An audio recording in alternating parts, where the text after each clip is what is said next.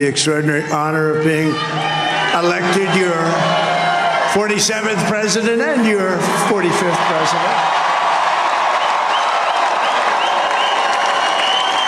And every citizen, I will fight for you, for your family, and your future. Every single day I will be fighting for you, and with every breath in my body, I will not rest until we have delivered the strong, safe, and prosperous America that our children deserve and that you deserve. This will truly be the golden age of America. That's what we have to have.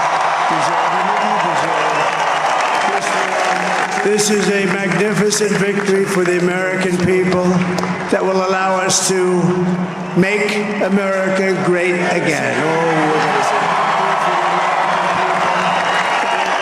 And in addition to having won the battleground states of North Carolina, I love these places, Georgia, Pennsylvania,